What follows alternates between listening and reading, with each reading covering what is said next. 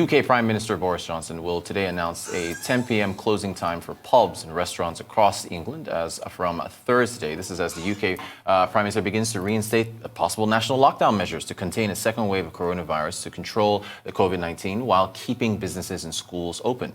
Meanwhile, Rishi Sunak is set to extend the Treasury's UK-wide program of business support loans ahead of what's expected to be a challenging winter for COVID-19 as the European Central Bank reviews its main pandemic crisis-fighting tool. With us to look at some of the issues impacting the hospitality sector as well as these new measures is Polly Middlehurst, news analyst in the UK. Good morning to you, Polly.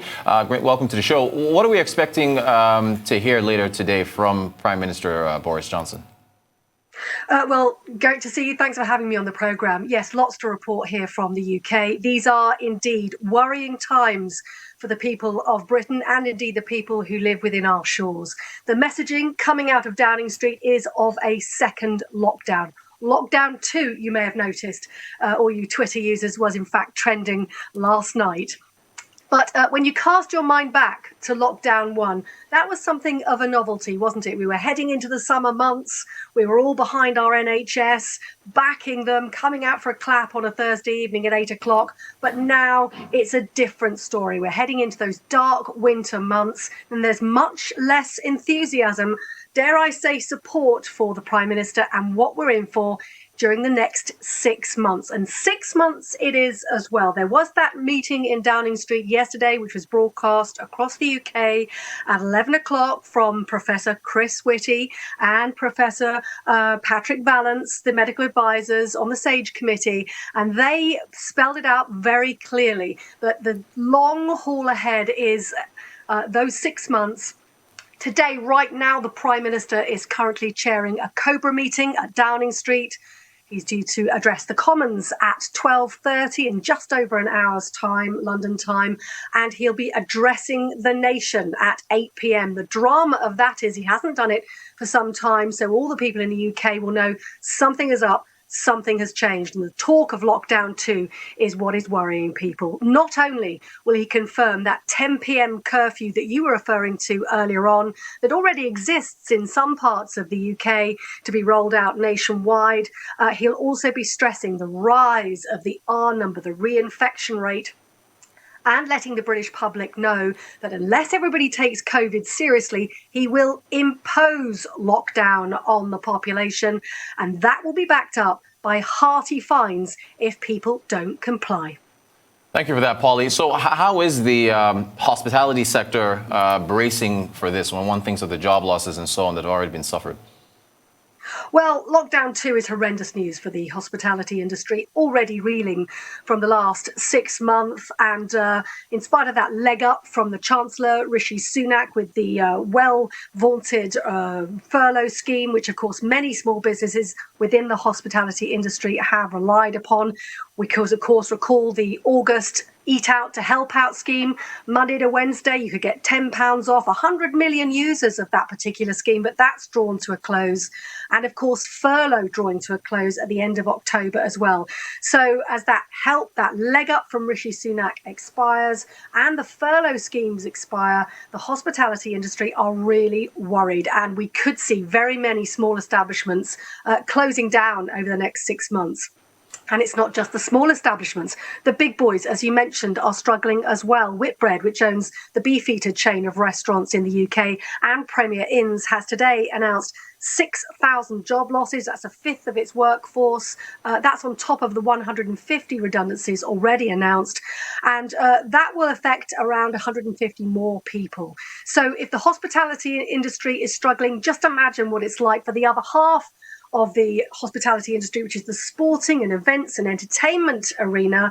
They have seen massively dropping revenues. Football games, just one example, their gate revenues just aren't there. People aren't allowed to come and see football games.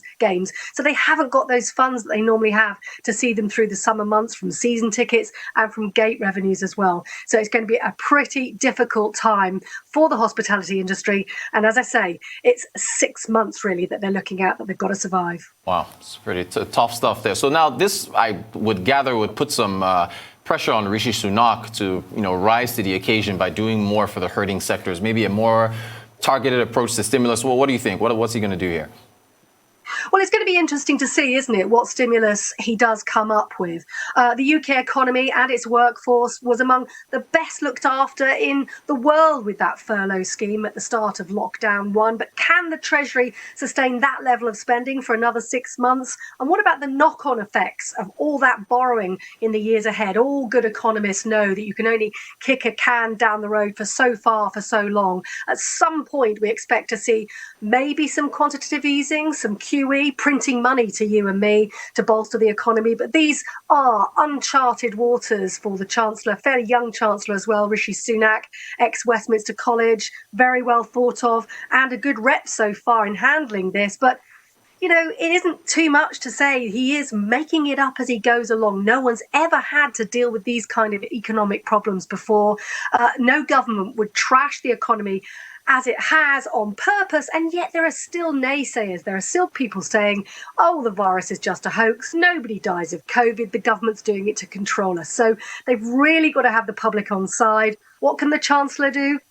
Well, of course, as I said, that furlough scheme ends in October. Perhaps he'll end that.